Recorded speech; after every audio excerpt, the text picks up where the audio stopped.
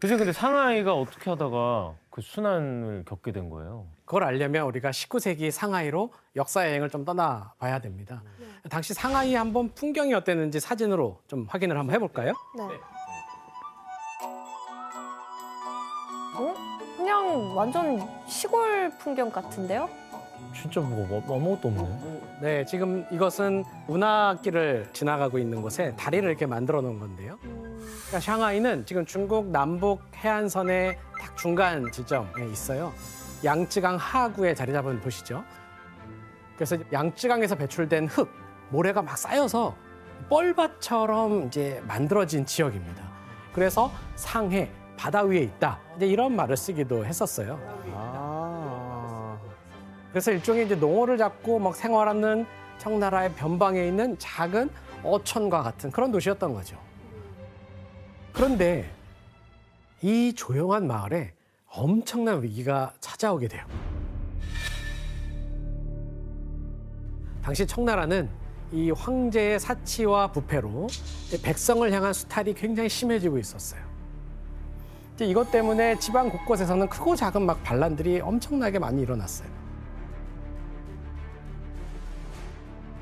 여기에다가 영국에서 들어온 아편이 급속도로 퍼지면서 백성들의 삶이 굉장히 피폐해져 갔어요. 그래서 청나라는 이 아편 문제를 막기 위해서 이 특단의 조치를 취하는데 그게 바로 아편 금지령을 내리고 영국의 아편을 다 불태워버린 겁니다. 이 사실을 알게 된 영국이 어땠을까요? 아, 열받죠. 노발대발하죠. 그렇죠. 그래서 함대를 완전히 이끌고 광저우를 공격하게 되는데 이 전쟁이 바로 그 유명한 1840년 아편 전쟁이라고 하는 전쟁입니다. 맞아. 기억난다.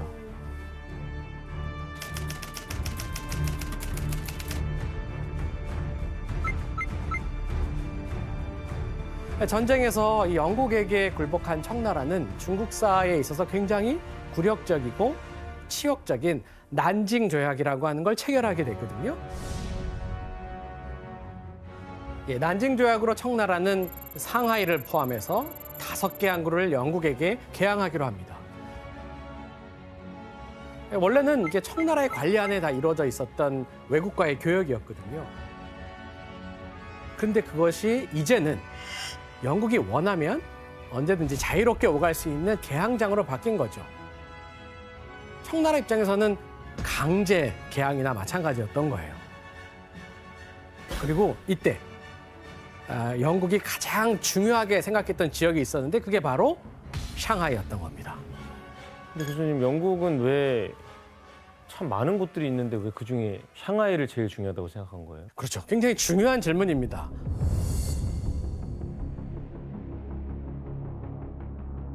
지금 영국의 목적은 2가지입니다. 하나는 무역을 하는 것과 하나는 선교를 하는 거였어요.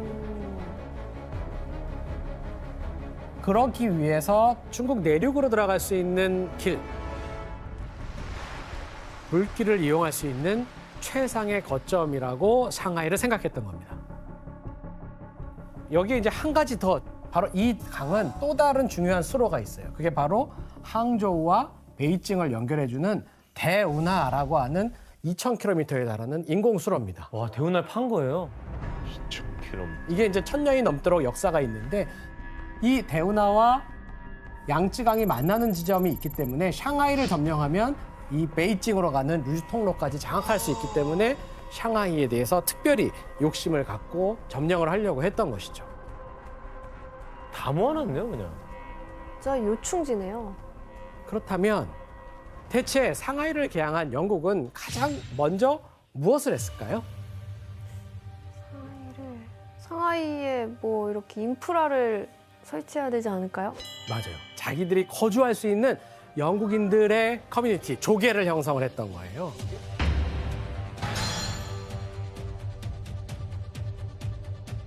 조개? 조개. 조개? 조개란 단어는 저희 안 쓰는 거. 네, 이 조계는 영국을 비롯한 서구 세력들이 청나라를 침략하기 위한 근거지로 삼았던 지역이었고요. 개항 도시 안에 위치한 외국인들만의 거주지를 의미합니다. 네. 그리고 영국은 세계 최초로 청나라에 이 조개 지역을 설치를 하게 됩니다. 여기가 바로 우리의 첫 번째 여행지가 되는 와이탄입니다. 하지만 이 조개가 단순한 거주지만의 의미가 있었던 건 아니었어요. 청나라는 이 땅에서 어떤 권리도 행사할 수가 없었거든요. 그런데 좀 이상하지 않습니까? 조개는 엄연히 청나라 땅이잖아요. 근데 왜 청나라의 법과 질서가 통하지 않는 걸까요? 왜냐하면 조개는 곧 치외법권 지역이었기 때문입니다. 즉 외국인이 중국의 법에 적용받지 않으면서 자기 나라의 법이 적용될 수 있도록 해주는 것, 이것을 치외법권이라고 하거든요. 자, 쉽게 말하면 실질적으로 이제 영국에게 빼앗긴 토지나 다름없는 땅이었어요.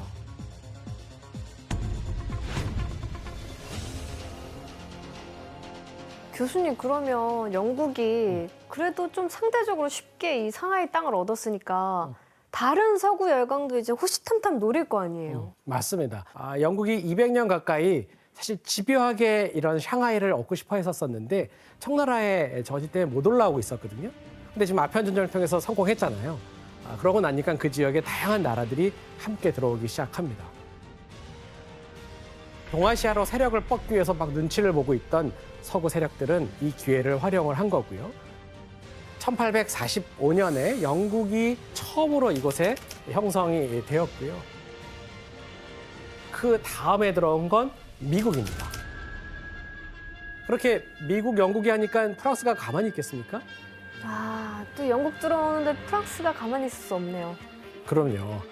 1849년에 프랑스 조개도 만들어지게 되죠. 그래서 중국은 불평등하게 당하면서 땅을 조금씩 서구 열강에 내어줄 수밖에 없었던 거죠. 더 많은 중국인이 몰려들기 시작합니다. 저 조개지예요? 그럼요. 중국인들이 몰려서 군대를 만들었는데 더 몰린다고요? 그럼요. 그래서 무장한 외국 군대가 생기게 되면서 조개 지역이 안전하다라고 하는 인상이 생겨졌고 그만큼 중국 각지는 굉장히 불안한 상황이었습니다. 그래서 더 많은 피난민들이 모여들기 시작했던 거예요. 신기하다. 자, 이로 인해서 조개의 인구가 기하급수적으로 막 늘어나기 시작하거든요. 근데 가장 먼저 털을 잡았던 영국은 이렇게 중국 현지인들이 많이 들어오니까 한 가지 기막힌 묘안을 생각해내게 됩니다. 나도 그 생각할 것 같아. 뭐예요? 저 밑으로 가면 더 좋은 데 있어요. 프랑스 쪽인데.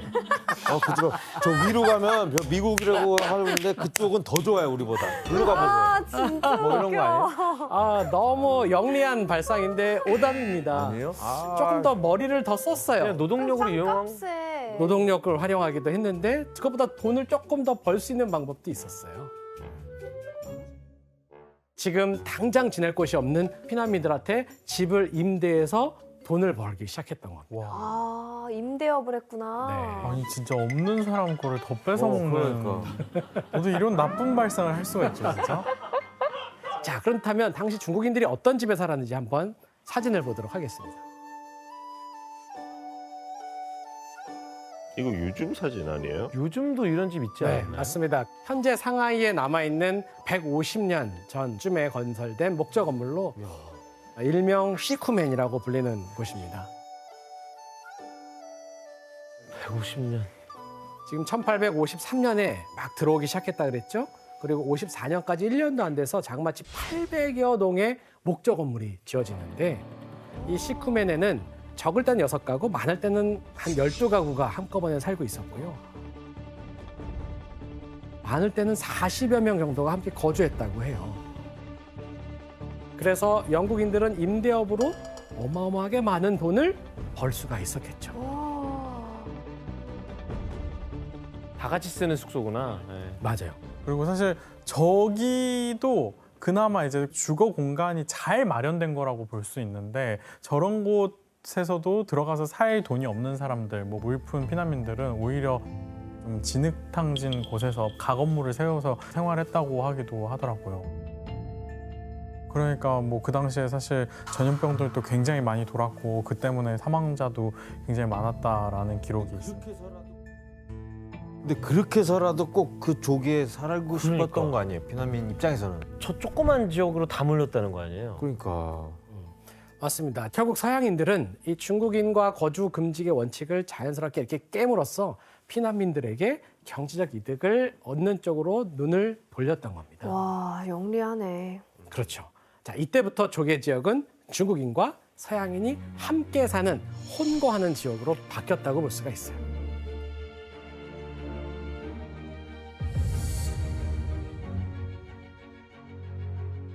이렇게 중국인들과 함께 거주하기 시작했던 이제 서구 세력들은 자신들의 입지를 조금 더 공고히 하기 위해서 치밀한 방법을 만들어 나가기 시작합니다. 뭘까? 바로 조개의 땅에 본격적으로 자신들이 관리하겠다라고 하는 부서를 만드는데 이른바 공부국, 즉 관청을 만들어서 청나라에 통보를 하죠. 이 통보의 의미는 조개 지역은 이제 더 이상 청의 통치권으로부터 분리된 자신들의 자치, 스스로 통치하는 지역이다라고 하는 것에 대한 선포나 다름이 없었습니다. 이야. 그리고 이후에 1869년에 경무처, 소방처, 위생처, 교육처 등 일종의 도시를 운영하기 위한 모든 기관들을 하나씩 만들면서 완전한 행정 시스템을 갖추게 됩니다. 이렇게 서양인들은 상하이 조개를 빼앗아서 자신들이 완전하게 지배할 수 있는 그런 공간으로 만들어버렸던 거죠. 그리고 영국은 중국인과 같이 살다 보면 생길 수 있는 여러 분쟁들이 있잖아요. 자, 이걸 대비하기 위해서 뭔가를 하나 만드는데요. 뭘까요? 법을 만들겠죠. 그렇죠. 법을 집행하는 곳. 재판소. 맞습니다. 바로 재판소입니다. 당시 한번 재판소의 사진을 볼까요? 이게 재판소고요. 거기에 감옥을 함께 만들었던 와. 모습. 까지? 와, 재판하고 바로 감옥 보내는 거예요? 그럼요. 재판하고 바로 수감을 시켜버리는 거죠. 또 다음 사진은 중국인이 지금 재판을 받고 있는 모습인데요. 뭐 무릎을 꿇고. 근데 판사로 보이는 사람 중에 중국인도 있는데요? 네, 같이 있죠. 재판을 할 때는 영국인과 중국인을 같이 하게 하지만 저기에서 중국인이 재판을 받고 있으면 청나라의 법을 따를까요? 청나라 법도 있는 거 아닌가? 근데 포함되어 있는? 교수님이 아까 치외법권을 말씀하셨으니까 그 서양국의 법으로 재판을 할 것 같아요. 맞습니다. 영국법 혹은 서양법을 적용하게 돼 있죠. 심지어 중국인들에게는 상대적으로 더 엄격한 법을 좀 이렇게 적용했다 그래요. 일종의 좀 모순된 방법인데요.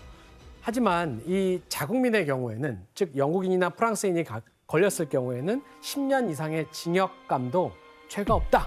이렇게 재판하게 되는 부당함도 보였다고 합니다. 아니 사실 말이 치외 법권이지 저들이 어떻게 판결하느냐에 전혀 간섭을 할 수 없잖아요. 네. 그러니까 그런 사건을 본 적이 있어요. 한 여성이 자기의 자식을 데리고 고향을 가던 길이었는데 조개지 내에 아까 봤던 병력들, 경찰들한테 오히려 약탈을 당했다고 하더라고요. 근데 돈을 안 내놓자 오히려 죄목을 만들어서 이 여성을 끌고 가서 너는 인신매매범이다. 이렇게 이제 판결을 하고 감옥에 수감을 하게 된 거죠. 그러니까 이런 사건이 이제 또 외부에 알려지게 되면서 중국 국민들이 너무나도 분개하고 노동자 같은 경우에는 파업을 하고 시위를 벌이면서 재판소를 불질렀던 그런 일이 있었다고 해요. 와. 그러니까 청나라의 통치권 외에 있는 것들이기 때문에 이런 억울한 일들이 굉장히 많았던 것 같습니다. 이렇게 영국은 이 상하이 조개를 치밀하게 장악하는 한편 또 자기들이 살고 있었던 나라에 굉장히 선진화된 제도를 도입해서 함께 가져오기도 했습니다. 그래서 영국인들은 여기에 이제 가스 회사를 설립해서 조개에다 가스를 공급해주고요.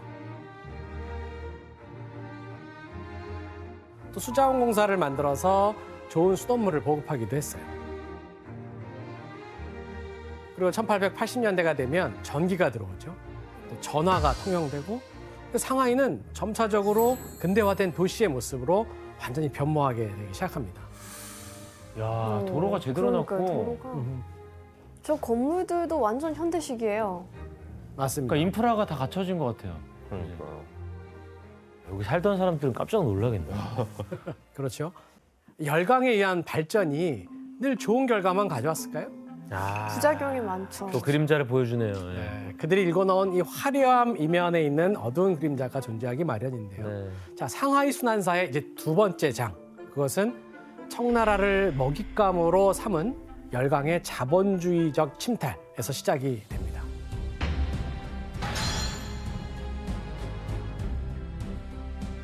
당시 청은 자, 청일전쟁 이후에 일본한테 졌으니까 배상금을 지불해야 되잖아요.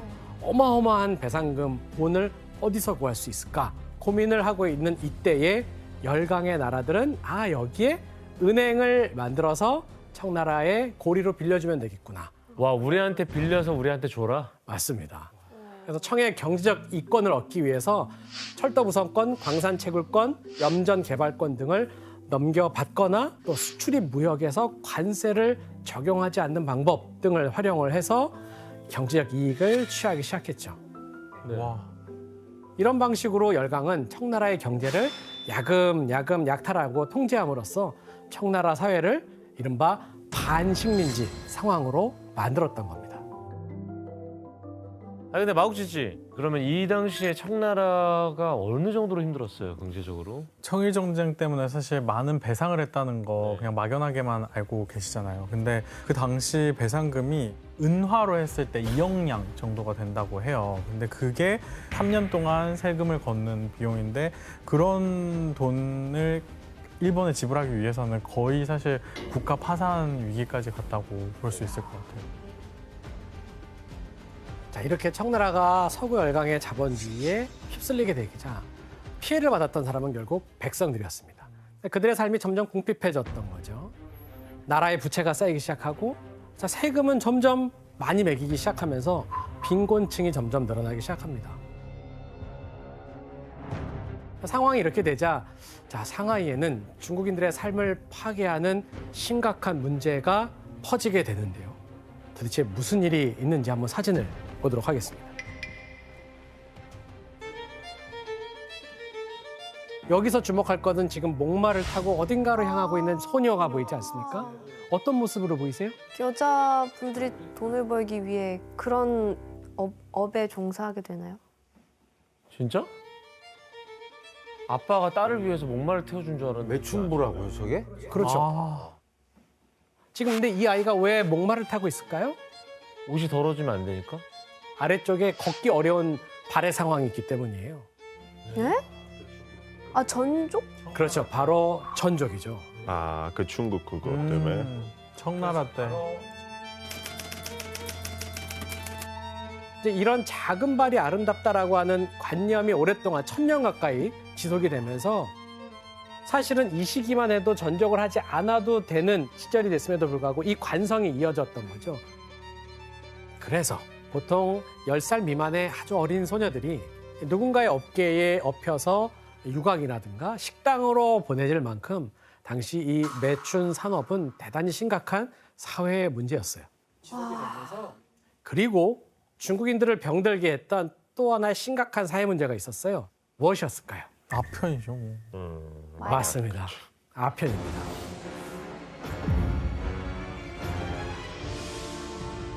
아편 전쟁 이후에 이 아편 무역은 이제 합법적으로 할 수 있는 무역이 됐어요.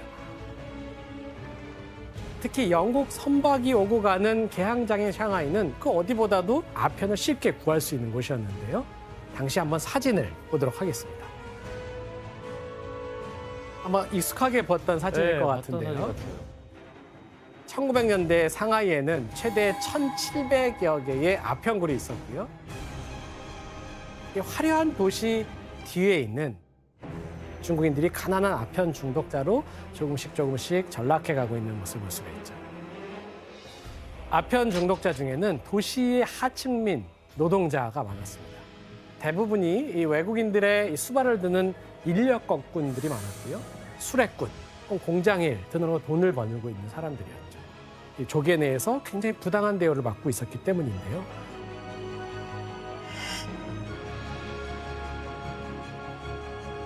일을 한다고 하더라도 정당한 가치를 받기가 좀 어려웠어요. 그래서 아무리 일을 많이 하고 해도 이 빈민가를 벗어날 수가 없었다 그래요. 그래서 이들 중 일부분은 자포자기의 마음으로 이런 아편구를 찾으면서 현실을 도피하려고 했던 것 같아요. 피터 씨, 당시 그 중국 사람들이 뭐 임금 같은 거에 대해서 얼마나 차별을 받은 거예요? 네, 서양인들 진짜 중국 사람을 많이 차별했어요. 심했어요.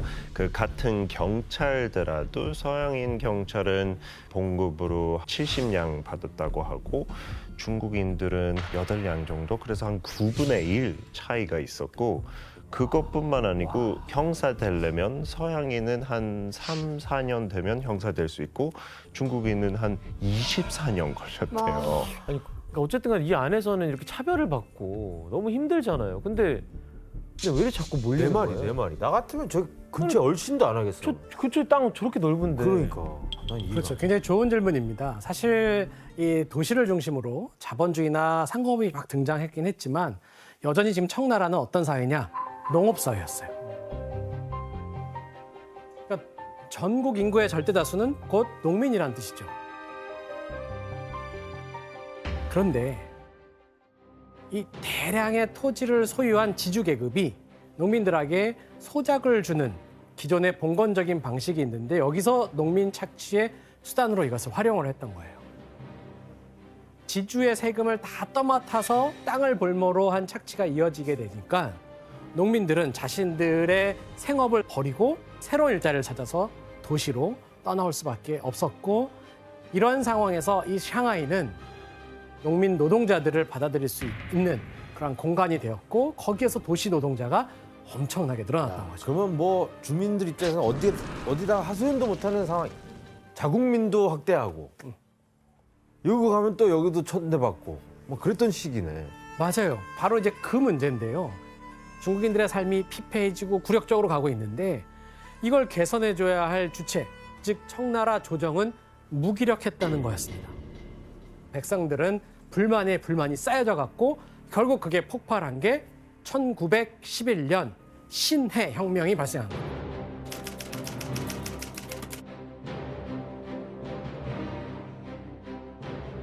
분노한 사람들은 들풀처럼 막 일어나기 시작하고요. 이로써 거의 300년에 가까운 역사를 지닌 청나라가 멸망하게 됩니다. 그리고 1912년에 새로운 근대 국가를 만들자라고 하는 목표를 진 중화민국이 탄생하게 된 겁니다.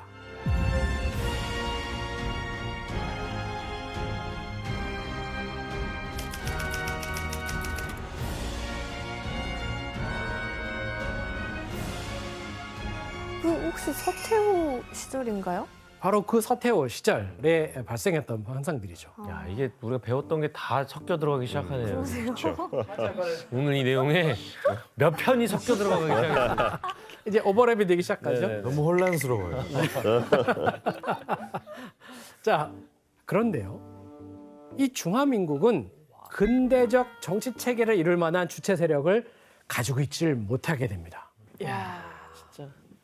그러면서 새로운 주도 세력이 형성돼야 되는데 안 되니까 점점 혼란함은 많아지게 됐던 거죠.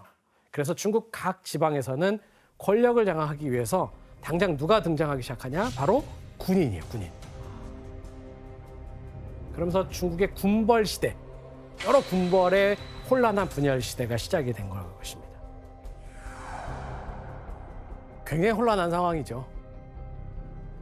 그런데 샹하이라고 하는 조개 지역은 오히려 청나라의 영향을 받지 않는 지역이었기 때문에 자연스럽게 중국에서 새로운 걸 시도하려고 하는 사람들, 특별히 혁명파 세력들이 모여드는 곳이 됐던 거죠. 때문에 중국인들은 이 샹하이 조개를 안전하면서도 자유로운 땅이라고 하는 인식이 생기게 되고 이로 인해서 또 한 번 중국인들은 샹하이로 모여들게 됩니다. 자, 그래서 조개 영역도 확대가 되는데요. 한번 지도를 한번 보겠습니다. 19년. 뭐야? 어이? 엄청 커졌다. 네, 맞습니다. 거의 한 20배? 20배 정도. 거의 정확합니다. 1914년 샹하이의 조개는 이전에 비해서 대략 15배. 늘어났어요. 근데 저희 근데 너무 계속 궁금한 게 조개는 어떻게 이렇게 계속 넓어지게 된 거예요? 청나라가 1911년 신해혁명을 통해서 멸망을 했고요. 새롭게 중화민국은 생겼는데 새로운 주도 세력은 없이 분열되고 있었죠. 그러니까 서구 열강에 대해서 조개에 대해서 거의 영향력을 미치지 못하고 그냥 내어주게 되는 상황이 벌어진 겁니다. 근데 그 당시에 상하이는 오히려 무역에 엄청나게 중요한 지역이었고 많은 외국인들은 투자를 하겠다가 들어오고 또 중국인들조차 이쪽은 자유로운 지역이라고 해서 들어왔던 거예요. 그러다 보니까 조개 지역은 서양인들과 일부 생각 있는 중국인들이 이해관계가 맞아떨어지면서 서서히 확산이 되고 통제 세력은 약한 상태, 이 상태에서 이렇게 늘어난 거죠. 아, 정부의 통제를 받고 싶지 않은 중국의 고위층도 그 일로 몰린 거예요? 엄청나게 많은 지식인들이 이쪽으로 모이게 됩니다. 자유로운 사상을 표현할 수 있는 안전지대라고 생각했기 때문이에요. 아니 근데 빗대 조개가 우리나라랑 뭐 관련이 있다면서요? 진짜 큰 관련돼 있어요. 뭐 어떻게? 그 프랑스 조개 쪽에 한국의 임시 정부가 세워졌어요. 저기에요. 그래서 일본 쪽에서 독립 운동가들 뭐 체포해달라 이런 식으로 요청했는데 프랑스 쪽에서 뭐 거절은 안 했지만 적극적으로 체포도 안 했어요.